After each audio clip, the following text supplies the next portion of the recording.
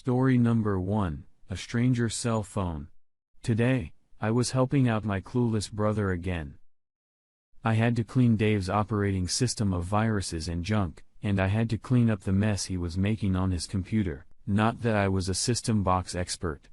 But compared to my brother, I was a genius. Unfortunately, his livelihood depended on these electronics.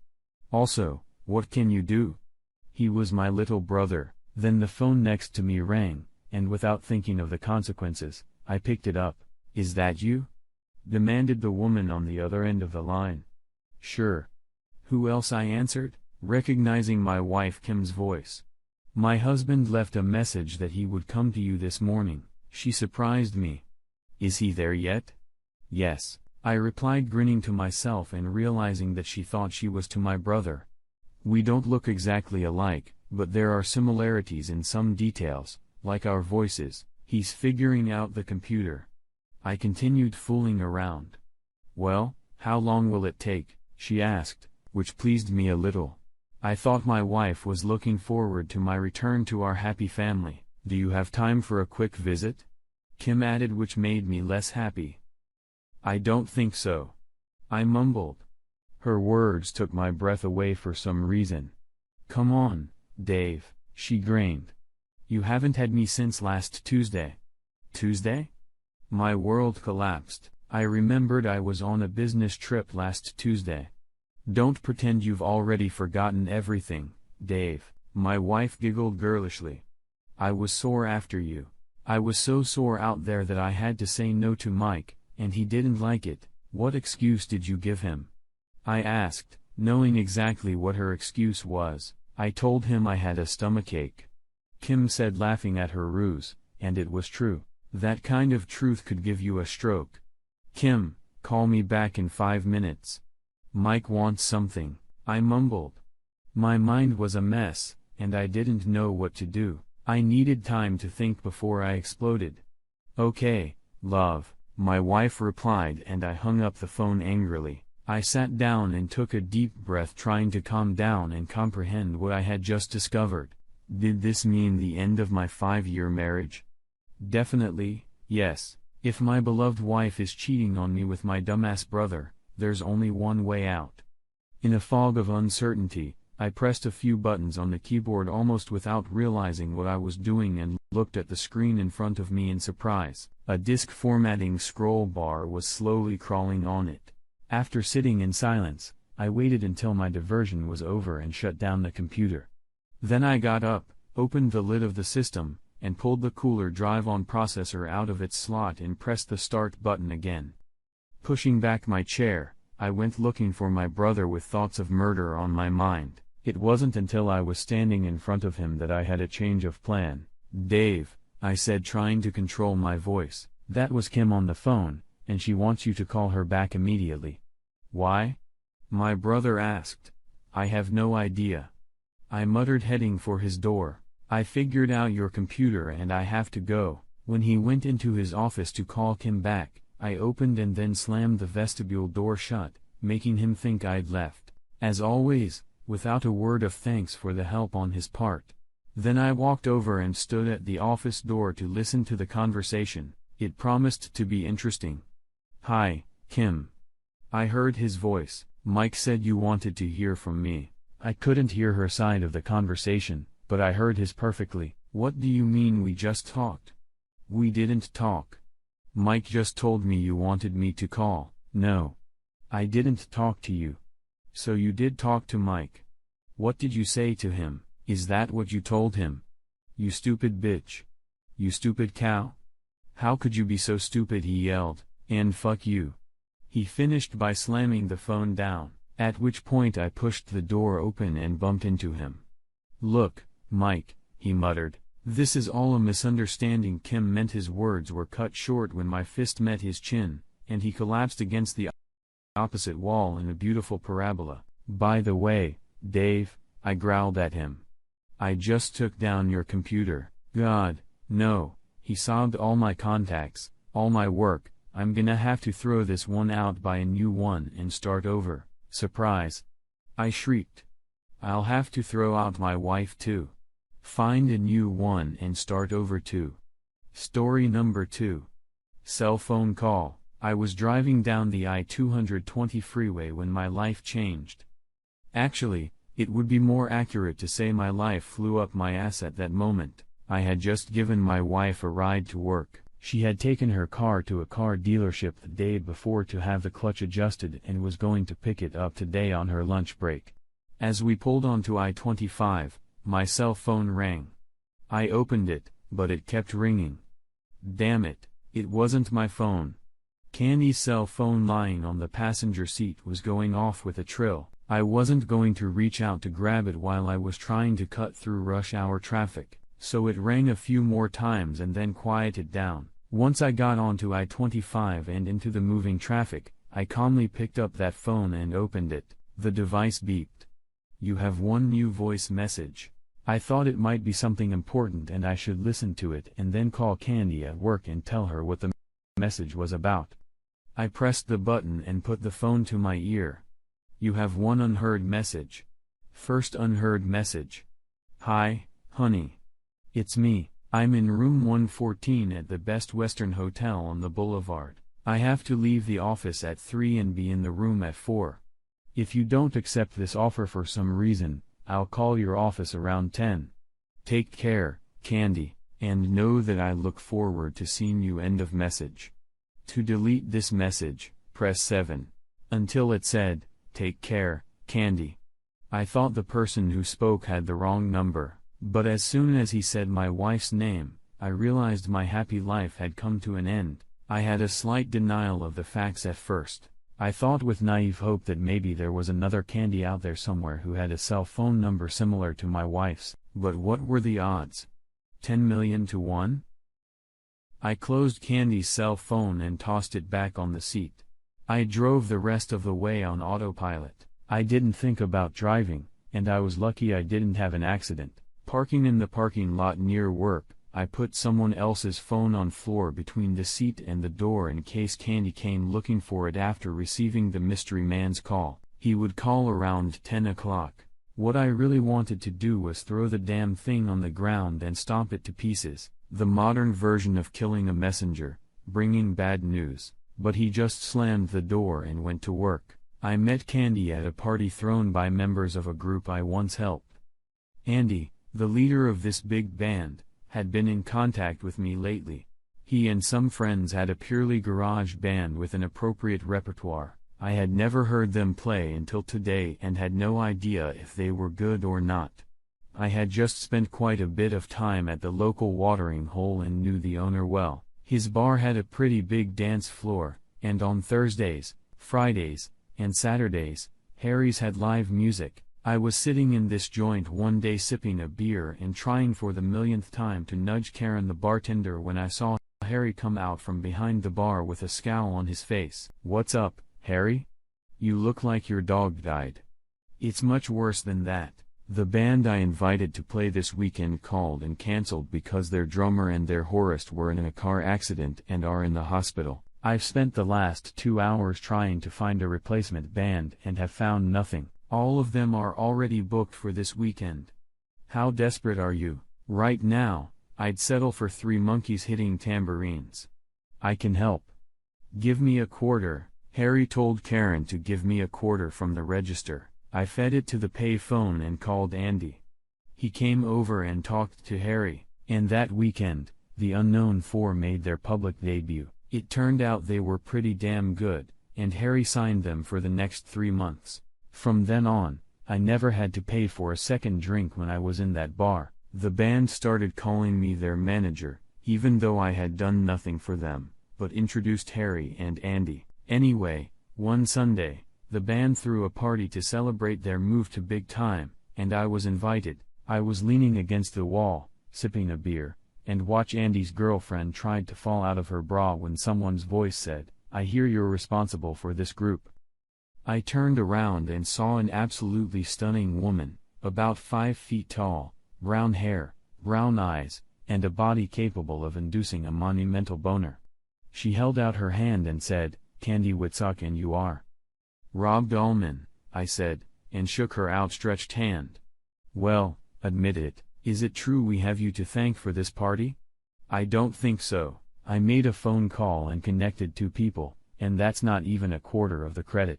But, everyone in the band gives you credit. You know everyone in the band? The drummer is my cousin.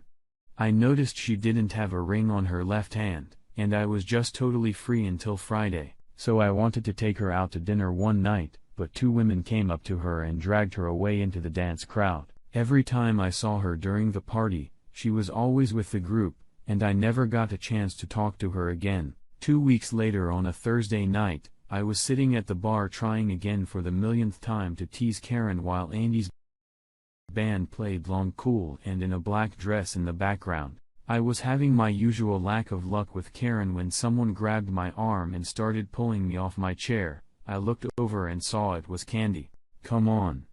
Get up, lazy ass," she said. "You can't sit on a stool when a girl needs a dance partner." So we went out on the dance floor. I'm not much of a dancer, but she was great, and it made me look decent too. I was ready to go back to my bar stool when the song ended, but the band moved on to Bowie's Suffragette City and Candy clung to me like a tick. So I couldn't leave the room. Dancing with Candy, I wondered why no one was accompanying her. In theory, she should have just fought off the guys with a stick. It didn't make any sense that she came alone to the dance. Looking at her, I marveled at my recklessness in imagining that I had the right to ask her out. Then at the party she was clearly out of my league. Okay. It was time for a revelation. I was not Brad Pitt. I was at least 10 pounds overweight and my brown hair was flexed with gray and beginning to show baldness. Not knowing Candy's age, I guessed I was at least 15 years older than her. The song ended, and before I could ask her where she was sitting to escort the lady to her table, the band started playing Nights in White Saturn. Candy came up to me again and asked, "One more, please." I took her hands and we began to slow dance. It wasn't a big surprise to me that I got in just from being around her. But it was a surprise when I, with this very erection, accidentally touched her leg, and she braced herself so the contact wouldn't break. I looked up at her. Ah, yes, I failed to mention that I am 32 and saw that she was looking at me with a smile on her face, having no idea what was going on. I was confused as hell. What was this sexy young creature doing trying to turn on an old man like me? The song ended, and she took me back to where she was sitting. It turned out to be a table where the wives and girlfriends of the band members were gathered. I held up a chair for her as she sat down and thanked her for dancing. As I started to turn to leave, she asked, "Where are you going?" "Back to the bar." "Oh, no, you're not just a customer." She pointed to the seat next to her and said, "You are part of this group, whether you agree with it or not, so you need to join us." "But I have." She pointed to the chair again and ordered sternly, "Sit down." Another woman at the table said, "You'd better do it. If you don't sit down, she'll just follow you around and pester you until you do what she asks." Well, I gave in and sat down next to Candy. Looking around for the waitress to ask her to get my drink from the bar, I found her standing behind me with my beer in her hand. "I don't think you're going back to the bar," she said. She looked around the table of seated women and added, "You might want something stronger than beer if you're going to hang out with these girls." "Don't worry about it," Candy said. "It's mine, and I'm not sharing it with anyone." The table erupted into hooting and hollering. Tina shifted her gaze from me to Candy and then back to me and shook her head in bewilderment. I thought to myself, what the hell is going on? Candy saw the look on my face and said, "I'll explain everything later." Candy leaned over and whispered in my ear, rubbing my waddy, "I'll explain everything when you take me home." Tina brought me another beer, and as I drank it, I pondered the situation. It was obvious that Candy was up to something against me, and frankly, I didn't know how to handle it. I had been involved with several women in my life, and among them were 2 ex-wives. But to say I was in demand would be an immodest exaggeration. I had to work hard to gain the favor of each of them. Lots of dates, phone calls, and sending cards and flowers. It took time and effort, but here and now, for the only time in my life, a woman took the initiative, and I didn't know what to do about it.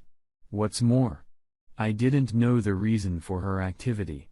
Why the hell not? I wasn't shaking with fear, but I wasn't engaged either. I danced a couple more times with Candy and a couple more times with the other women at the table. One of these women was Andy's girlfriend, Mary. As we moved around the dance floor, Mary said, "Candy seems really into you. I've never seen her act so bossy, so possessive before." Possessive? On me? Oh, don't. Are you telling me you haven't seen the look she's been throwing at the girls you've been dancing with? That doesn't make any sense. I've only seen her for the second time in my life tonight. Are you serious? Absolutely. The first time was at that party at your house 2 weeks ago, and I only talked to her for 2 or 3 minutes. That was until she pulled me off my bar stool a half hour ago. I don't know what happened in those 2 or 3 minutes, but it was something. For the last 2 weeks, she's been sucking Andy's information about you. The reason she came here tonight is because of you. Andy told her that you were more than likely going to be here. As I walked Mary back to the table, I was even more confused than before. What could I possibly have that would interest a very sexy lady, especially one who was obviously much younger than me? It's almost 10 o'clock. Candy said I should get home because tomorrow I have to get up with a clear head and go to work. She looked at me carefully and asked, "Are you ready to drive me home?" She was gorgeous and sexy, and even though I had no idea what was going on, I couldn't answer. No. Fastening her seat belt, Candy asked, "Do you believe in love at first sight?" I've never really given it much thought, but I know for a fact that it's never happened to me, although I think I've experienced lust at first sight a couple times. Why do you ask? Just curious. I've been extremely curious about what this is about too. What's the big deal? I'm sure you've noticed how far I've come where you're concerned. I had no idea what to say to that, so I just focused on driving. How? The passenger was indignant. Didn't you notice anything? Well, you see, when I saw you at the party, something happened to me. I can't explain it, but I knew I had to see you. I just did. That's all. I found out from Andy who you were, and then I came up to you. I didn't see the ring on your hand, but I couldn't believe some other woman wasn't claiming you, so I decided to find out as much about you as I could. I liked what I found out and I realized that I wanted you. Well, I looked at her questioningly. What? Can we go with you together next? I'm sorry, but you can't mean it. Oh, but okay. Alright. Now all I have to do is sell you on the idea. Am I right? When we got to her house, she reached over, turned off the ignition, and pulled my keys out of the lock. Come on, baby. She said as she got out of the car, we need to see how good a salesman I am. We spent 3 hours in her bedroom and to make a long story a little shorter she did manage to convince me of the rightness of her idea. We spent the next 2 years together, and then I finally made up my mind. Candy moved in with her belongings and her marriage certificate with me. The next 10 years were the happiest of my life. Candy and I had good jobs that we enjoyed and neither of us were in a hurry to quit those jobs, so we decided we didn't want children. To save Candy, the hassle of birth control pills, diaphragms, and the like, I had a vasectomy here, prostate cancer, and all that, but I took a chance. Candy and I excelled in our chosen professions and she eventually reached the position of regional manager with 17 offices across the state reporting to her. I rose through the ranks and became vice president of marketing. Both jobs involved travel, Candy's more mindless, but we didn't have to spend too much time apart. Life was going well. Until I had to hear this voicemail on Candy's phone. I didn't do much at work that morning. I just sat in my office and stared out the window thinking about a few things. Candy was 12 years younger than me. That age difference didn't mean much when I was 32 and Candy was 20, but it did mean something when I was 46 and she was 34. I liked sex and candy and I had a pretty good intimate life, but the older I got, the less I thought about it. Twice a week was fine for me, but Candy had a much stronger sex drive than I did. And frankly, I couldn't keep up with her, Sometimes my ability to keep up with her frustrated Candy and sometimes even cause scandals. I'm a realist and was well aware that the problem would only get worse as I got older. That said, I'm one of those people who believes that you can have sex without love. Just like you can have love without sex, and I believe that sex is as much a need as food and water. I prayed that the day would never come when I couldn't achieve tension at all. But I had to admit, Candy would always want more than I could give her. I loved her, and I didn't want to lose her. I don't know if her sex drive drove her to seek a little extra outside the house, but that possibility did exist. And if I ever found out about it, our marriage would be over. Candy was well aware of my position on infidelity. Both of my ex-wives had been caught cheating, and it had caused them to leave me at my urging. Candy and I were making love one night, and I couldn't scratch her kitty for the third time. She started whining that she was left hanging. That's when I told her, maybe you need to find a lover to help you. Oh, yes. That's right, then I could join your other 2 ex-wives on the sidewalk. You don't have to. She looked at me confused. What do you mean? 2 of my exes were thrown to the curb because they tried to do everything behind my back. Janet picked up guys in bars and abused them in the back seats of their cars. Mary was satisfying her elderly boss's perverted sexual needs so she could get constant raises and promotions. I smacked a crouched Ken on the top of her head. They both stabbed me in the back, and that was totally unacceptable to me. I can't live a lie when I'm being cheated on sneakily, but that's not gonna happen here with us. If I know about it, I'll condescend to your little weakness. You know my position.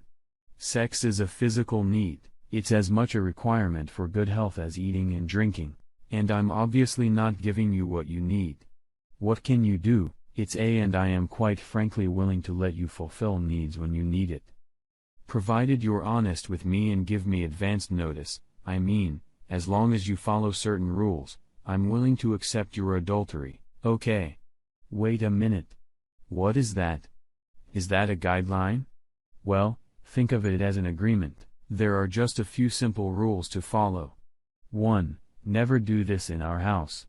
2. Never deal with the same man for more than 30 days, thus reducing the likelihood of emotional attachments. 3. I don't want to watch or even hear about anything you do together. 4th, I would never want to know who your lover. She looked at my wrinkled face and corrected herself.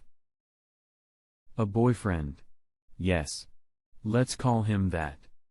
And lastly, I insist that you never come to my house after a night out without showering, wiping, or brushing your teeth.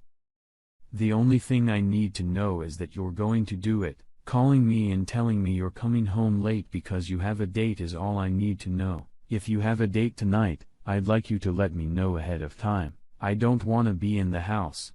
I don't want to see you dressed for a date. And most importantly, information about the place and time of the meeting. You're gonna spy on me. Kiss me on the nose, Candy. Kenny, I wanna know that you're safe, and if something bad happens, for example, you run into an inappropriate man, I'd like to be able to save you. You know, darling, having sex on the side is a dangerous thing to do. You ask your secret partner to wear a condom. He'll take it as an insult. There's all kinds of creeps out there. You look at him. He seems normal, but if you dig a little deeper, you'll find a scumbag that makes your hair stand on end. You're taking this very seriously, aren't you? Are you? Yeah. I'm dead serious. I obviously can't give you what you need sexually, and that's causing us problems. I can see those problems getting worse as I get older. I love you, and I don't want to lose you, so here's a solution. Candy looked at me, sadly. No. I'm not going to do that. Absolutely not. Okay. Okay.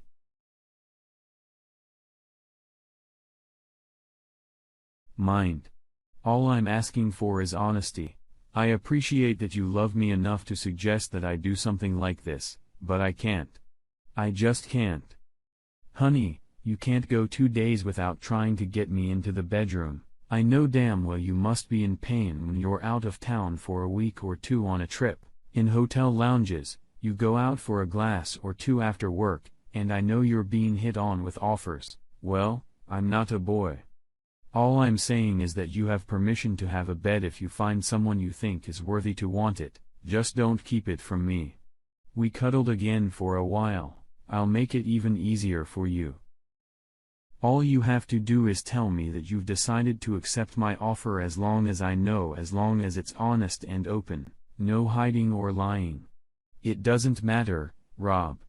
I would never do that, and as far as I knew, until I listened to that voicemail, she wasn't going to. At 10:30, I got a call from Candy. First, she asked me if she'd left her cell phone in the car and I told her I didn't know.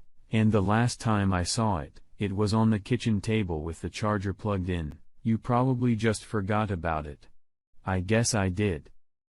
While you're on the phone, I might be a little late tonight. The boss wants everyone to attend a short meeting about expense reports and a few other things, so I have to take care of myself as far as dinner is concerned. There are plenty of leftovers in the fridge and a few quick dinners in the freezer. I'll try not to be late.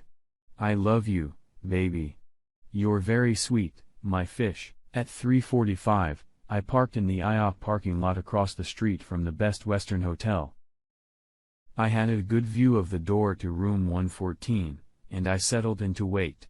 At 4:25, a man came to the door of room 114, inserted his key in the door and entered. I recognized him. He was hanging out at one of Candy's office Christmas parties. His name was Dave Maxim, and he was the manager of one of the offices in Kennedy's neighborhood. At 5:15, a familiar Chevy Tahoe pulled up in front of license plate 114. Candy went to the door and knocked. The door opened and she stepped inside. I watched the door until 6 and then drove home. It was 5 minutes past 8 when Candy returned. I was in the kitchen drinking a beer and doing a crossword puzzle from the evening paper when she walked in. "Hi, honey," she said and leaned over to kiss me. I turned my head so that instead of lips, she got my cheek. She pulled back and said, "What's wrong?" "I don't know, Candy." "Why don't you tell me what happened?" "Tell you what?" "I don't know." "What do you think you should tell me?" "How many beers have you had, Rob?" "You're not making any sense. I'm still waiting for you to tell me something. Something very important. Something important to both of us. What do you want me to say, Rob? What do you want me to tell you?" "Not long ago, I had a conversation with you about our love life. I specifically said, no lying and no hiding. Do you remember that little conversation?" She looked at me for a few seconds, and then I saw her eyes harden. "What is it, Rob? Are you accusing me of something?" "So is there anything to accuse you of?" "Of course not. You were late because of the meeting your boss called." "That's right. So you're not the one I saw entering room 114 at the Best Western today. Is this just a figment of my sick imagination?" I pulled her cell phone out of my pocket, set it to speaker and pressed the buttons to play her voicemail. The first missed message. "Hi, honey. It's me. I'm in room 104 at the Best Western Hotel on Boulevard." The message unfolded and Candy stood there with a pale face. "No lying or hiding. I thought I explained it clearly enough. You could do whatever you wanted to do. The only thing I asked was to be honest. Anything else would cheating, and you know my position on that." Candy stared at me in silence for a few seconds. Then I saw tears come to her eyes. "I'm so sorry, Rob.